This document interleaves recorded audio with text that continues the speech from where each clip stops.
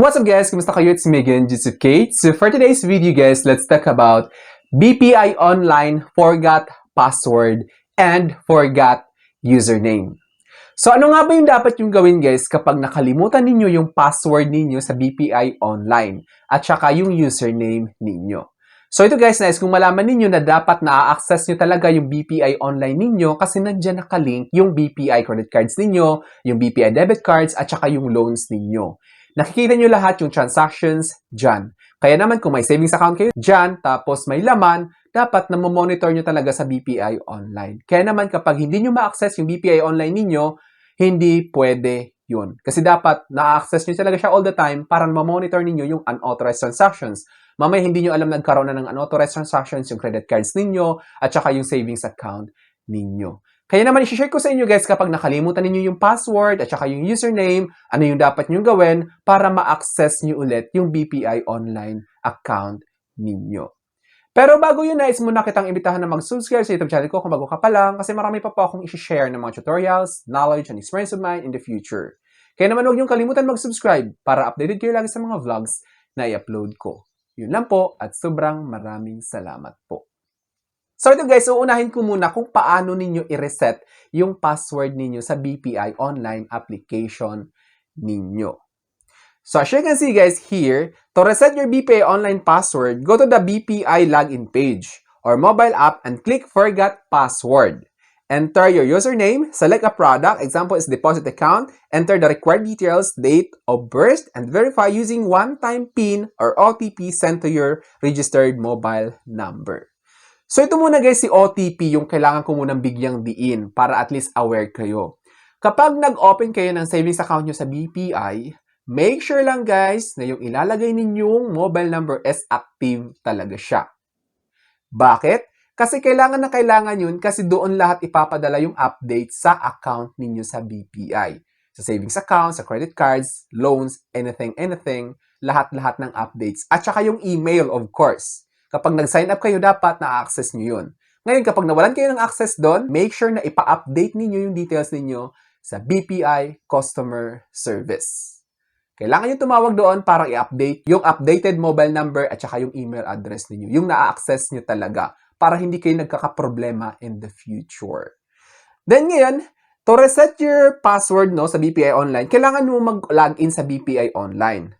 Of course, kailangan yun, dapat may BPI Online application kayo. So as you can see guys, nandito yung BPI Online application. Nakikita nyo, forgot username or password. Ngayon, since password yung nakalimutan nyo, kailangan yung i-click yung password na yan since naka-highlight siya. Tapos magbubukas yan. Forgot password. Your password can only be changed via BPI. Ibig sabihin, via BPI Online application lang talaga siya ma-change. By clicking the button below, you will be redirected to the Forget Password page in your browser. So, kailangan mo i-click yung Take Me There. Ngayon, pagka-click nyo ng Take Me There, tatlong steps siya guys. Forgot your password. To reset your password, we need some information to verify your identity. If you need further assistance, contact us. So, kailangan i-verify your identity nyo guys kasi syempre, banking matters ito. It involves money, of course. So ngayon tatanungin nila, what is your username? Siguro naman hindi nyo talaga nakakalimutan yung username niyo guys since ito talaga yung ginagamit niyo all the time. Yung password, possible pa na makalimutan since nag-change password kayo, di ba? What type of product do you have with us? Select product. If you have multiple accounts, just select one. Ngayon, if you have savings account, credit cards, or personal loans, makikita nyo dito pag clinic ninyo yung select a product, ito yung lalabas. Deposit account, debit card, credit card, and loan. Ngayon, kung lahat niyan, meron kayo, tulad sa akin, meron ako niyan lahat, may deposit account ako, may debit card, may credit card, tsaka may loan, isa lang yung pipiliin natin dyan, which is yung deposit account kung meron kayong deposit account. Kung alin yung mas convenient sa inyo. And of course, kung ano lang yung meron kayo. Pagka-click ninyo, like for example, deposit account yung pinili nyo, ilalagay nyo yan dyan ngayon. Pagka-click ninyo, ilagay niyo yung username, tapos pili kayo ng account, tapos maglalagay kayo ngayon kung ano yung card details. Like for example, pinili ninyo yung debit card. So ilalagay nyo ngayon yung debit card number at saka yung para ma-verify. Then click nyo yung continue. Pagka-click nyo ng continue guys, sa step 2 is, you will now be setting your new password. Create and confirm a new password. Ngayon, pagka-click ninyo, 2 beses kayo gagawa ng password doon ngayon para ma-confirm yung changing of password. Kasi kapag nagkaiba yon sa 2 inputs, hindi magpo-push through yung changing of password ninyo sa BPI online application. Then ito na, OTP verification. Enter the OTP sent to your registered mobile number.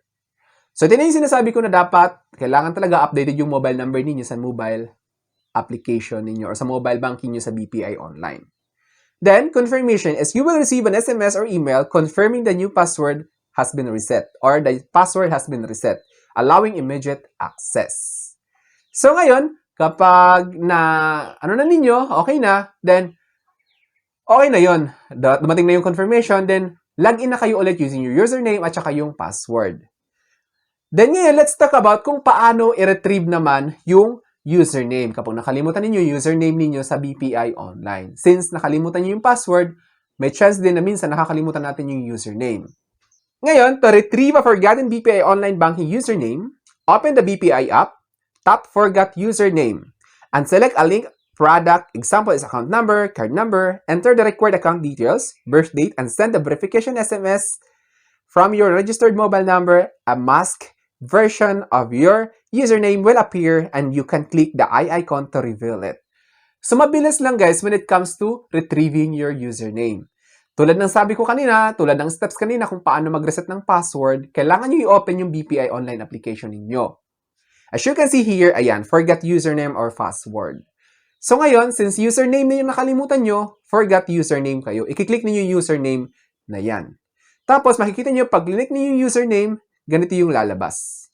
Retrieve username. You will need to send an SMS using the BPI registered mobile number in your phone. So again, crucial part, yung mobile number na nakalink dapat na-access nyo talaga. Click nyo yung confirm. Then, ganito yung lalabas. Retrieve username. To retrieve your username, please provide us with the account details for one of the products you have with us. So pag click niyo yung select a product, to continue, you'll need to send an SMS to us using your registered mobile number and this service. So select kayo ng product kung ano yung product. Like for example, tulad ng sabi ko kanina, diniscuss ko na kung deposit account, debit card, or credit card, or loan.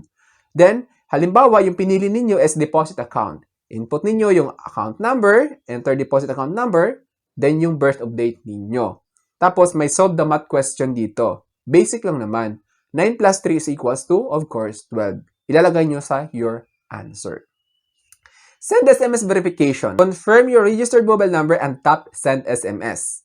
Android, the app sends the SMS automatically. Sa iPhone naman, kung iPhone users kayo, you must send the pre-generated message via the SMS application. Then you can now view the username after successful verification. Click the eye icon to show your username. So kapag na-click na ninyo, na-verify na nila, since na-send na ninyo yung gamit yung mobile number, registered mobile number ninyo, view your username na lang. Kapag nakita nyo, may mata doon, tapos pag-click ninyo yung marang mata, magdi-display na yung username ninyo. Hindi mo na kailangan palitan. Tapos, login na kayo using that username. Since alam nyo yung password, then you are good to go. Just click login para ma-access ninyo yung accounts ninyo sa BPI online. Yung credit cards, yung savings account, yung loans, lahat-lahat. Para at least matrace ninyo yung mga transactions, makikita nyo kung may mga unauthorized transactions, at makapag-dispute ka agad kayo. So I think that's all for us na namin na-share ko. Don't forget to subscribe for more videos. It's me again, Joseph Kate, that says, we don't have cash because we go for cashless transactions. Bye-bye!